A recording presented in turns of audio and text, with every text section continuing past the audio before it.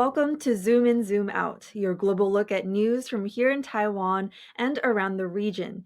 I'm Joyce Tseng, and I'm so excited today to be joined by Stephen Witt. He's the author of an upcoming biography on Jensen Huang, which is the most intimate portrait of the tech titan to date, called The Thinking Machine, Jensen Huang, NVIDIA, and the World's Most Coveted Microchip. Now, here in Taiwan, and very much so in the rest of the world, Jensen Huang is quite the celebrity. His company, NVIDIA, has skyrocketed to become one of the most valuable companies in the world. Its graphics processing units, or GPUs, have fundamentally changed how computers work and what they can do. That includes making a world of new tech and applications possible, everything from AI to robotics, self-driving cars, climate technology, and medical breakthroughs. Now, Stephen is joining us from Los Angeles. It's so great to have you here. Thank you so much for having me. It's a pleasure to be here. Jensen Huang has been written about by so many people and in so many ways, from his tech vision to his management style. What did you set out to do with this book? Yeah, well, I really wanted to write the inside story of Jensen, the story that had never been told about who he is, where he came from, his background, his way of thinking about things, and his approach and his methodology, but also things like his personal life, what it's like inside his house, who his friends are, how his family thinks of him. And I was granted 6 interviews with Jensen, which is unprecedented. No journalist has interviewed him as many times as I have at this point. And so I really got to sort of intimate sense of both his history, his background, his life, and his biography. And, time with Jensen is one of the most valuable commodities on earth. It's not easy to get. So I went back and I read basically everything that had been ever published in England in English language and even some Taiwanese language sources about Jensen, so that I built kind of a long, detailed biography of him.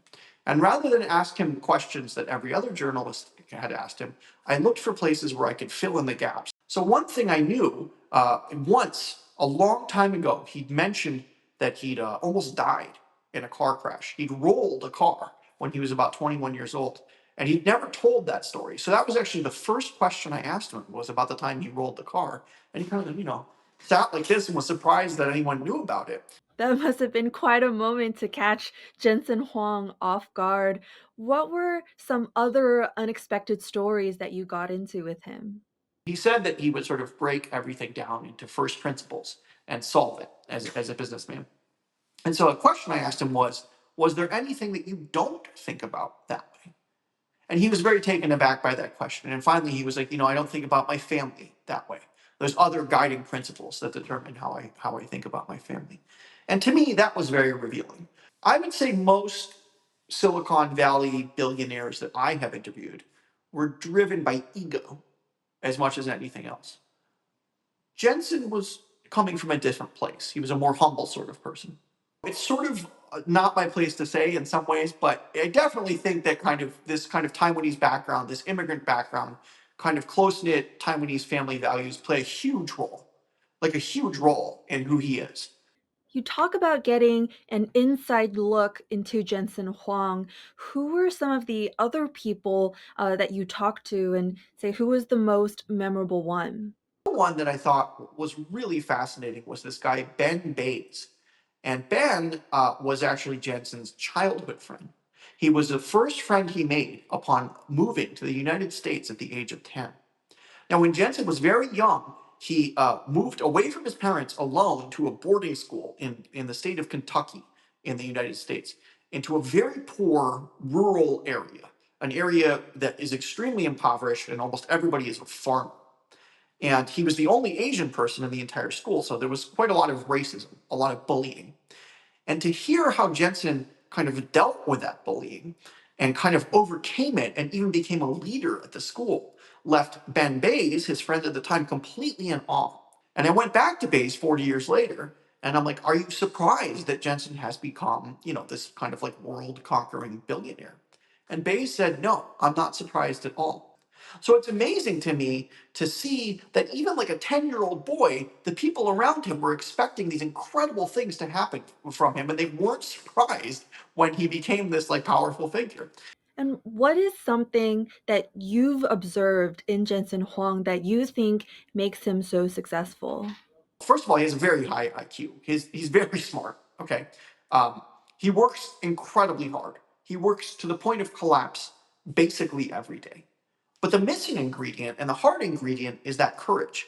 It's actually that willingness to take a risk and even be punished and fail in pursuing what you believe is right. And I think that's hard for a lot of people. There's been times, as my reporting revealed in my book, he's been very successful with building this supercomputing platform. But for 10 years, it wasn't going anywhere. And in fact, he had activist investors trying to unseat him from his position as CEO.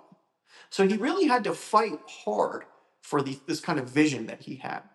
Jensen spent a great deal of time on the front lines of his company. He spends a great deal of time, more than the average CEO, talking to lower, junior level employees. He spends a great deal of time talking to customers, and not just his biggest customers, but sometimes very deliberately, even his smallest customers. Because his belief is that his smallest customers can someday be his biggest customers. And he learned this, I think, at least in part, from Morris Chang. Because when Jensen had first applied to have TSMC manufacture NVIDIA's chips, the corporate salespeople turned them down. They thought NVIDIA was too small. But Morris thought it was important to cultivate relationships even with the most meager customers. And at the time, NVIDIA was like on the verge of bankruptcy. And Morris Chang said, yes, come, if you will fabricate your chips for you. He just took to Jensen immediately. And over time, NVIDIA grew to be his favorite and probably most important customer. And so Jensen will always seek to pay that forward. I think that's a hard mindset to adopt. It's easy to say, but I think very few CEOs can actually pull it off. And that's his superpower. What's something new you've learned about Jensen and his leadership style? I had heard so many stories about what a tough boss Jensen is, and he is tough. I mean, he really pushes his people hard. Those stories are true, uh, you know. But what I had heard less of, and what I really uncovered a lot of in my reporting, was stories of him being really tender, like really gentle with people. There was a great story by a guy named Tim Little who actually quit. He put in his resignation. NVIDIA was too hard, so he puts in his resignation, and he's working one of his final shifts at the circuit simulator, kind of building NVIDIA's core product. And Jensen shows up and sits down next to him and gives essentially this impassioned plea for him to stay. And then Jensen sort of admits, I've spent many late nights in my life working exactly where you are at the circuit simulator. And I'll tell you the truth, I'm not sure it was all really worth it. Jensen kind of missed his children's upbringing. He didn't have anything resembling what we would conventionally call a life. And I think the other thing that was very surprising to me was the revelation that at home, Jensen can actually turn this side of him off. When he's with his kids, when he's with his wife, when he's with his family, he's almost like goofy. He's like a goofy dad. One of his other friends, Joe Romanowski, told me that he goes over to Jensen's house. Jensen cooks him dinner on like a Japanese teppan grill. He used to practice throwing stuff around. He practiced trying to throw the shrimp into his hat for a long time. I feel like that's the epitome of goofy dad. Yeah, no, he was a complete goofball at home. It's in the Taiwanese introduction to the book. It's actually I really the Taiwanese readers got lucky because this is not in the U.S. Edition of the book, and it's a great anecdote. He was asked to throw the ceremonial first pitch for I think a Taiwanese baseball team. He basically whiffed it. It was like a terrible throw, and he decided that this was just like an irresistible opportunity for self improvement. So he recruits his wife, who's 62 years old, to go out in the back of his mansion and play catch with him every night until the next time he has to throw a ceremonial first pitch, he nails it. To me, this is who Jensen is. I get it. I get why he is this way. He really does seem to have this perfectionist tendency. Now, one line of your book description is this is the story of the company that's inventing the future. Often, when news outlets are talking about AI and the future, its applications, it's often about what could go wrong. What have you learned about how Jensen Huang deals with this? Yeah, so Jensen doesn't like this question.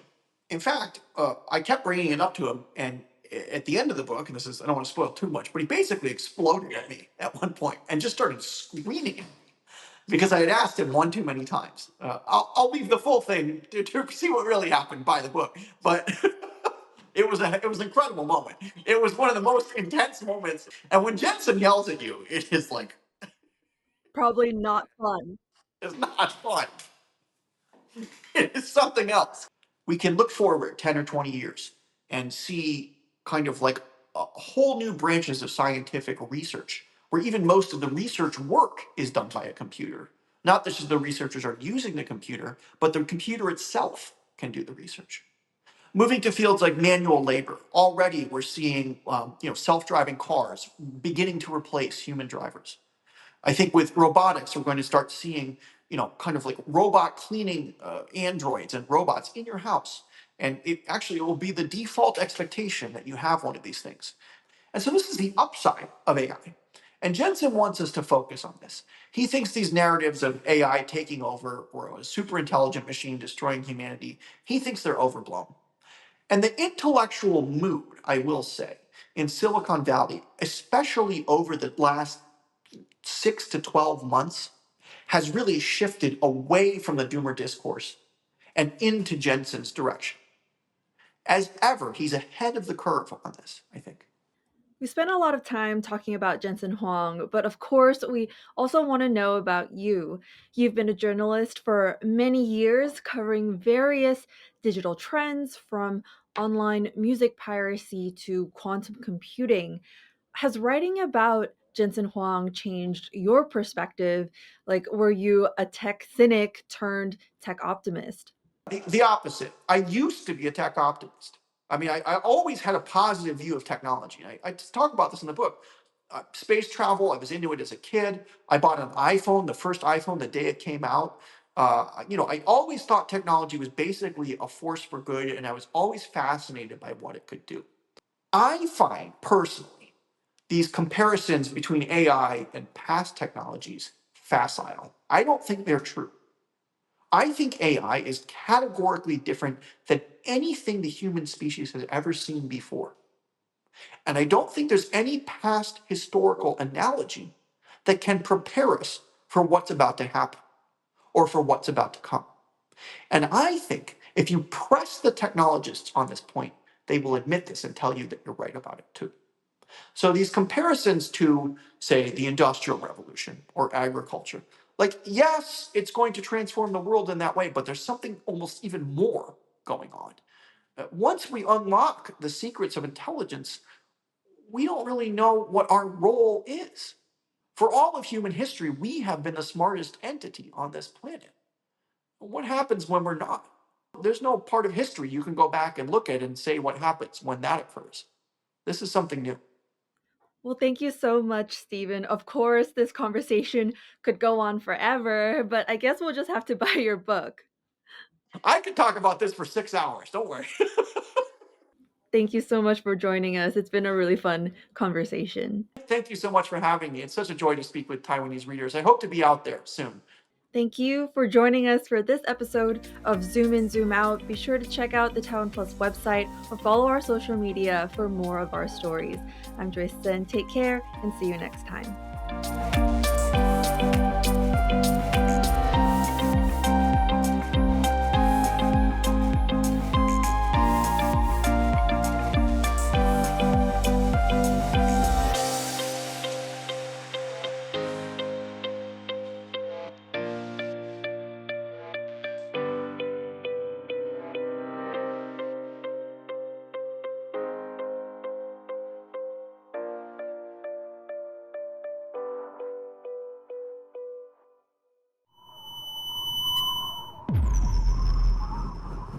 For more stories from here in Honolulu, Hawaii, and around the world, make sure to visit us on social media.